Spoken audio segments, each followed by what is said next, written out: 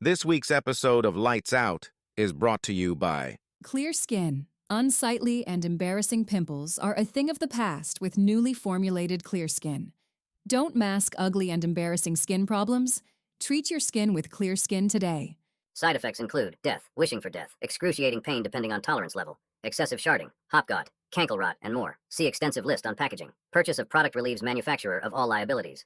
Murf began to dig into his tool bag that he had thrown into the red Ford truck when Big Mike picked him up.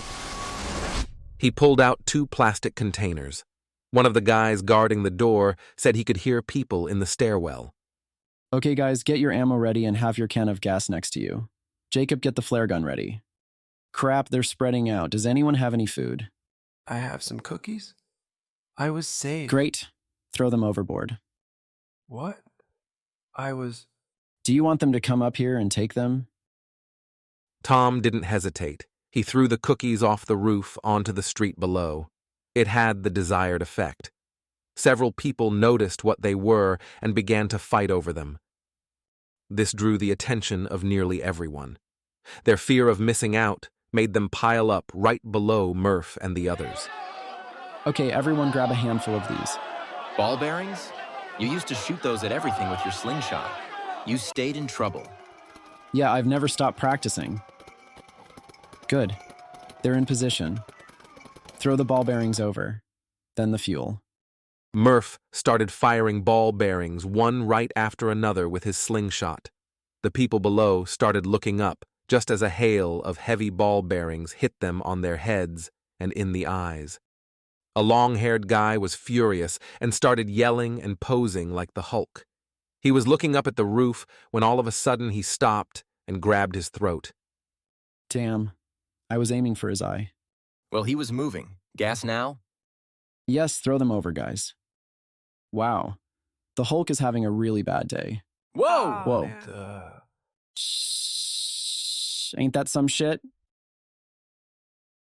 The street below exploded into a scene of pure chaos as the cans of fuel burst open and were ignited by the torches the cons were holding. Anyone trying to escape kept slipping on the ball bearings. Man, I can't watch this anymore. Me either. The smell... Let's go! I'm gonna throw up.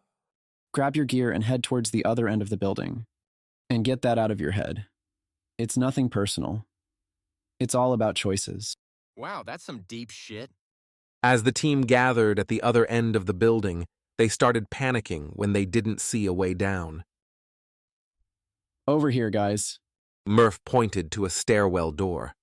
Just like on the other side of the building. Come on, Hut 234. The team started doing an exaggerated march to the door that made them look more like robots. Hut 2, 3, 4. Back at the convoy, Big Mike and the others waited. Their attention was drawn to the night sky as it lit up. It was nothing compared to the light show that they had put on earlier, but interesting nonetheless. Especially since it came from the approximate location of Edward's fabricators. Kara was concerned, but trying to put on a brave face and hold out hope that her hero would get the team back to safety. The convoy was parked along a dark street that didn't have much traffic, even in the best of times. The occasional zombie would walk by, and if he acted like he would be a threat to the mission, he would get a ticket to the next life. Everyone was thinking that Jacob and his team should have been back by now, when their thoughts were interrupted by another big convoy headed down Main Street. They had probably been attracted by all of the fireworks in the city. Almost all of the vehicles had passed when a zombie ran out into the street and flagged down one of the military trucks. He was waving his arms, and the last few vehicles stopped. Big Mike's heart sank when he saw that the zombie was pointing at them. This would not be good. Murf and the team made their way back towards the convoy. Jacob's leg was causing him a lot of pain, but he was thankful that they didn't run into any zombie cons. The cons probably thought that they had enough action for one night and went underground. Well, Murf, I guess you'll be the hero and I'll be the Romeo. I want to thank you for what you did for me. I thought I was a goner. I would rather be the Romeo than the dumbass that dropped his bandana and almost got us all whacked. For a ragtag team with no training, I think we all did a great job.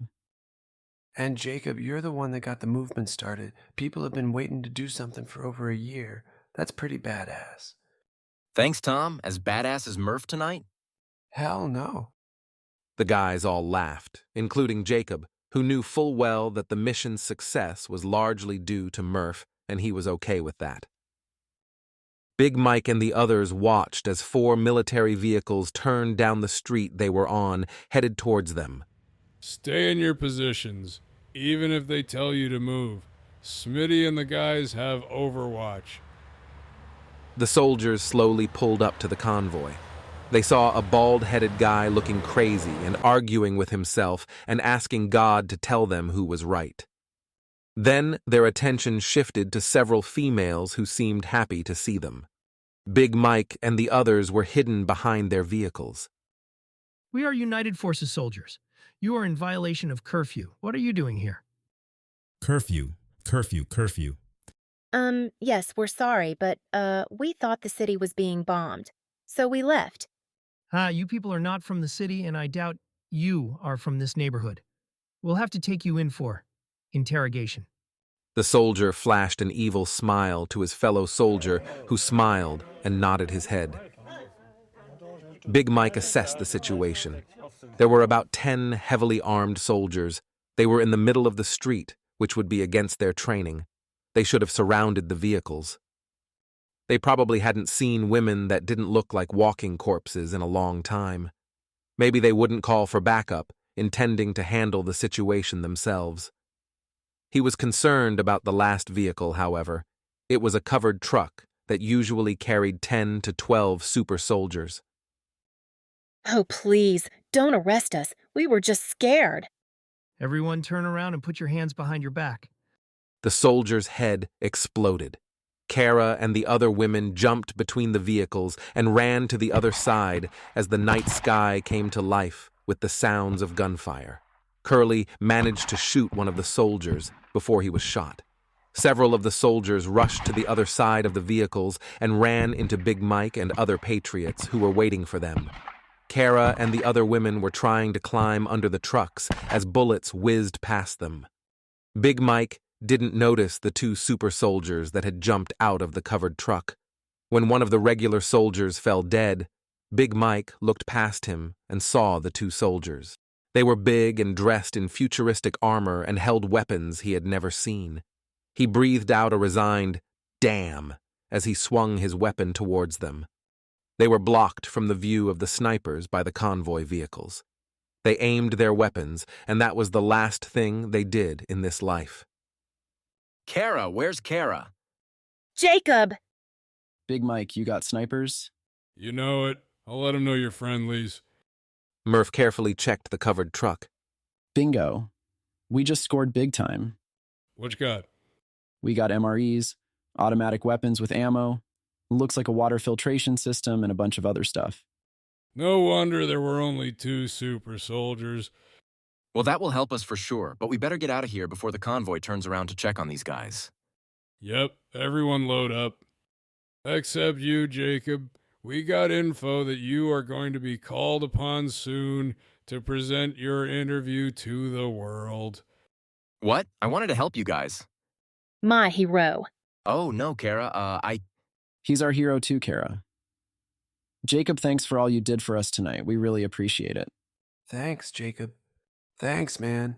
Jacob looked at Murf, smiled, and nodded his thanks. Here's your ride, Jacob. They'll get you home safely. And Kara. And Kara. What's your destination? Maybe we can catch up after the speech.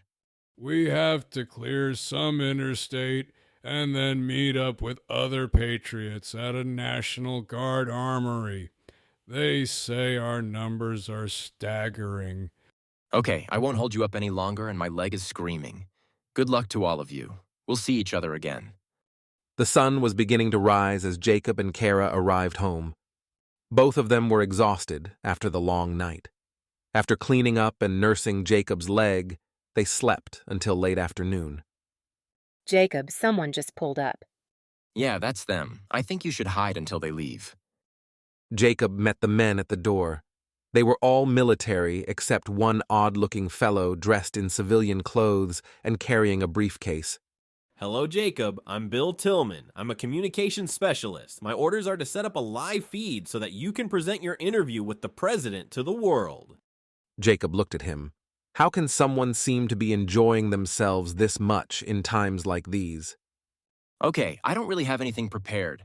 I like my broadcast to be spontaneous. Whatever floats your boat. Oh, I'm supposed to tell you that you can say whatever you want, no repercussions. Great. It was 6 p.m. when Jacob looked into the camera and began his speech.